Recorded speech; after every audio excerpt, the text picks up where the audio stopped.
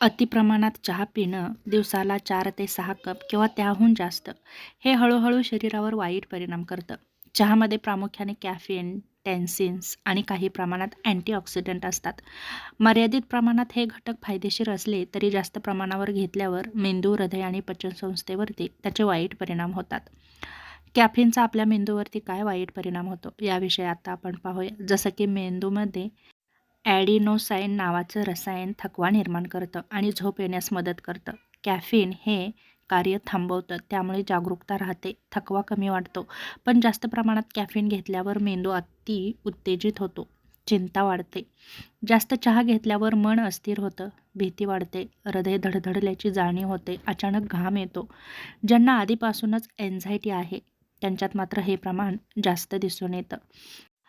झोपेचाही परिणाम होतो किंवा चक्र बिघडतं. संध्याकाळी किंवा रात्री चहा घेतला तर झोप उशिरा लागते, झोपेची गुणवत्ता कमी होते, सकाळी ताजंतवानं वाटत नाही आणि दीर्घकाळ जर झोपेचा अभाव राहिला तर आपली स्मरणशक्ती कमी होते, निर्णय क्षमता कमी होते, मूड आपोआप बदलतात. आपण जास्तच कॅफीनवर अवलंबून राहतो. दररोज जास्त चहा घेतला तर शरीराला त्याची सवय होते आणि जर अचानक बंद केला तर डोकेदुखी, चिडचिड वाढते. त्याचप्रमाणे थकवा जाणवतो, लक्ष केंद्रित होत नाही, कारण ते आपल्या शरीराला एक सवय झालेली असते. त्याचप्रमाणे चहाचे हृदयावरतीही परिणाम होतात. जसं की जास्त प्रमाणात चहा किंवा कॉफी घेतली तर हृदयाचे ठोके वाढतात. हृदय जलद गतीने धडधडू लागतं. काही वेळा ठोके अनियमितही होतात. हृदयविकार असणाऱ्यांसाठी तर धोका जास्तच वाढतो, कारण रक्तदाब वाढतो.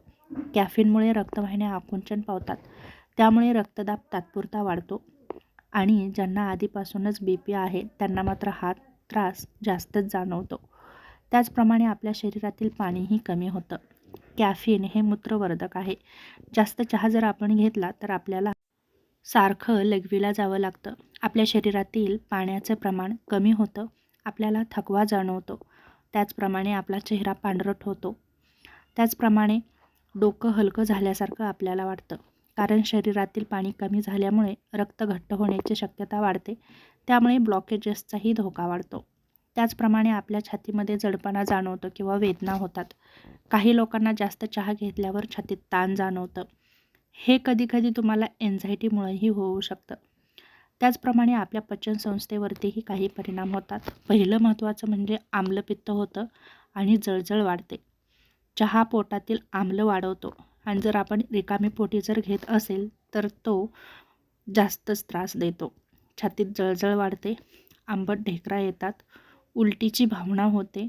तेव्हा रिकाम्या पोटी चहा अजिबात घेऊ नका आणि जर आपण सततच घेत राहिलो तर मग आणखी समस्या वाढतात, जसं की गॅस, पोट फुगणं, पोटात जळपणा जाणवणं, बद्धकोष्ठता, लोहाची कमतरता जाणवणं यासारख्या समस्या निर्माण होतात.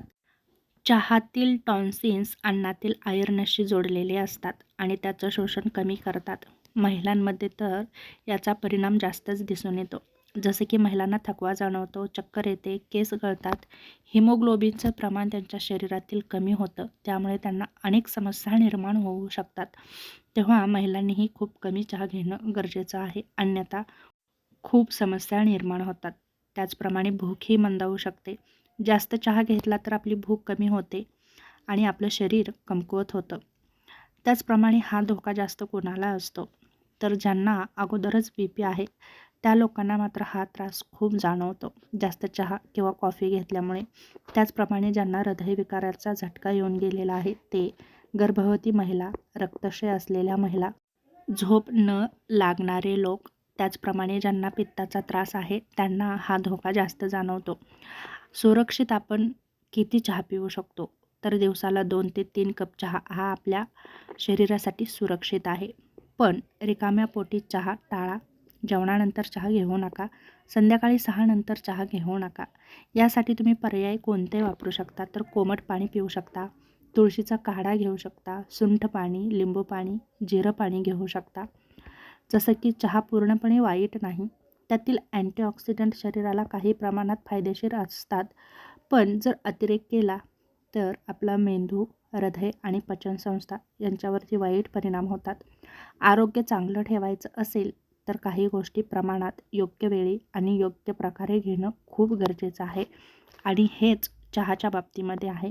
तेव्हा चहाचं प्रमाण मर्यादित ठेवा आणि निरोगी राहण्याचा नक्कीच प्रयत्न करा.